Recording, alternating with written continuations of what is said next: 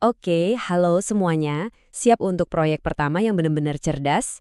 Hari ini kita bakal merakit sebuah dashboard kontrol pakai Arduino. Jadi lupakan dulu soal cuma nyalain dan matiin LED biasa ya. Sekarang kita bakal bikin dia bisa berpikir. Nah, ini dia pertanyaan utamanya. Ini bukan cuma soal listrik. Gimana caranya kita ngasih nyawa ke benda mati? Gimana caranya kita bikin lampu yang sederhana ini bisa merespons keadaan sekitarnya? Itu misi kita hari ini. Baiklah, petualangan kita mulai dari sini. Level 1, Sang Pradup. Misi di level ini kelihatannya simpel, tapi penting banget, yaitu ngasih lampu kita kemampuan buat bersinar redup atau terang benderang, dan semuanya bisa kita atur. Senjata pilihan kita namanya potensiometer. Jadi, apa sih potensiometer itu? Gampangnya, bayangin aja ini kayak knob volume di speaker. Bukan cuma on atau off, tapi ada semua tingkatan di antaranya. Dari cahaya yang cuma remang-remang sampai terang banget, kontrolnya ada di tangan kita. Inilah yang ngasih kita nuansa.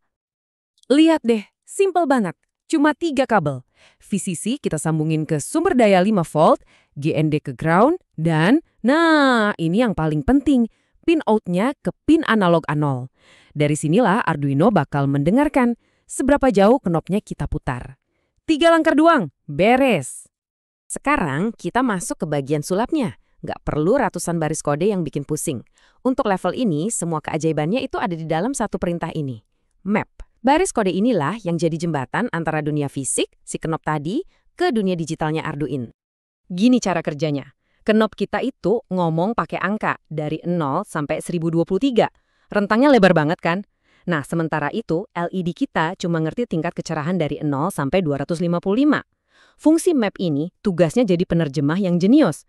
Dia secara presisi ngubah setiap putaran knob jadi tingkat kecerahan yang pas buat si LED. Tanpa dia, mereka nggak bakal nyambung. Oke, level 1 selesai, kontrol bertahap udah kita kuasai. Sekarang waktunya untuk sesuatu yang lebih tegas. Selamat datang di level 2, Saklar. Kali ini kita bakal ngasih perintah yang jelas, tanpa kompromi. Nyala atau mati. Titik. Tombol tekan. Kelihatannya sederhana kan? Tapi jangan salah, ini adalah bentuk komunikasi paling murni antara kita dan mesin. Sekali tekan, itu adalah perintah, sebuah keputusan. Klik, nyala. Lepas, mati. Ini adalah kekuatan absolut di ujung jari kita. Cara masangnya, wah, lebih cepat dari kilat. Cuma butuh 2 kabel. Satu kakinya ke pin digital. Ini jadi semacam telinga buat Arduino dengerin tekanan. Kaki satunya lagi tinggal ke ground. Udah gitu aja. Sekarang kita lanjut ke kodenya. Nah, inilah inti dari semua kecerdasan buatan, sekecil apapun itu.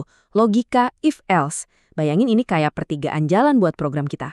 Jika tombol ditekan, programnya belok kiri. Selain itu, dia belok kanan. Dengan logika ini, Arduino mulai bisa membuat pilihan. Sebetulnya kode ini cuma perintah langsung. Intinya bilang ke Arduino, cek tombolnya dong. Kalau ditekan, nyalain lampu. Kalau enggak, ya udah, matiin aja. Nggak ada abu-abu, cuma hitam dan putih. Perintah yang lugas dan efisien. Oke, kontrol manual udah bisa, perintah langsung juga udah. Sekarang, saatnya evolusi.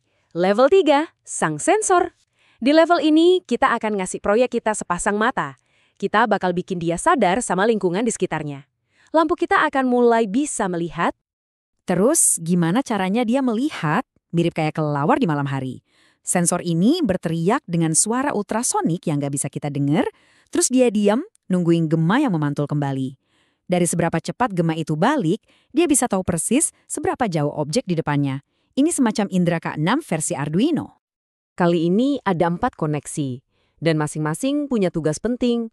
VCC dan ground tentu saja buat sumber tenaga. Terus ada trik, ini pin buat berteriak, dan echo, pin buat mendengar. Dengan 4 kabel ini, kita baru aja ngasih dia kemampuan untuk merasakan dunia. Dan ini dia, rumus di balik penglihatannya. Tenang, jangan takut dulu, ini bukan fisika kuantum kok. Ini cuma cara kita mengubah waktu perjalanan suara menjadi jarak dalam satuan sentimeter. Inilah logika yang mengubah gema menjadi data yang bisa kita pahami. Jadi, kode ini ngambil durasi pantulan suara, terus dihitung pakai kecepatan suara, lalu dibagi 2. karena kan suaranya pergi dan kembali.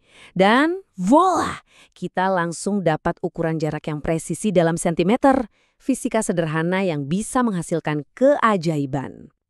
Kita udah ngelewatin 3 level, potensiometer, tombol, sensor, semuanya udah kita taklukkan. Sekarang, waktunya buat final boss. Saatnya kita gabungin semua kekuatan ini jadi satu sistem yang utuh dan cerdas. Inilah saatnya kita membangun dashboard cerdas yang sesungguhnya. Setiap sistem cerdas itu butuh aturan main. Nah, inilah hukum yang akan mengatur dashboard kita. Ada 3 lapis prioritas. Aturan pertama, tombol adalah raja. Perintahnya mutlak. Kalau rajanya diam, aturan kedua berlaku. Sensor jadi penjaga, dia bakal deteksi gerakan. Dan kalau penjaga nggak lihat apa-apa, barulah aturan ketiga mengambil alih. Si peredup jadi pengatur standarnya. Jadi, gimana logikanya bekerja di dalam kode? Pertama-tama, Arduino akan selalu nanya, apakah tombolnya lagi ditekan? Kalau jawabannya iya, maka game over. Semua input lain diabaikan, lampu langsung nyala dengan kekuatan penuh. Ini adalah perintah darurat, hak veto kita atas sistem.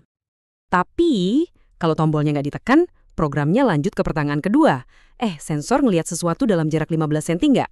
Kalau jawabannya iya, nah mode otomatisnya aktif. Lampu bakal nyala buat menyambut apapun yang mendekat. Ini adalah kecerdasan proaktifnya. Dan kalau kedua jawaban tadi ternyata tidak, maka sistem masuk ke mode siaga. Dia bakal balik ke aturan paling dasar. Ya udah, ikutin aja perintah knob peredup. Ini adalah kondisi standarnya, di mana kontrol manual yang halus kembali ke tangan kita. Dan selesai. Kita berhasil. Kita bukan cuma ngerakit komponen loh, kita membangun sebuah sistem dengan logika, prioritas, dan aturan. Tapi ini bukan akhir, ini baru permulaan. Pertanyaannya sekarang bukan lagi apa yang udah kita bangun, tapi apa yang akan kamu bangun selanjutnya. Tabel ini bukan sekedar dasar nilai ya, anggap aja ini sebagai cetak biru dari keahlian baru yang kamu punya. Kerapian, ketepatan koneksi, logika program yang solid, dan tentu saja kreativitas. Inilah pilar-pilar yang baru aja kita bangun sama-sama. Ini adalah fondasi buat membangun apapun yang bisa kamu bayangkan. Coba deh lihat sekeliling kamu. Ada pintu, tirai, meja, bahkan mungkin tempat minum kucing. Semuanya itu adalah benda bodoh yang menunggu buat dikasih otak.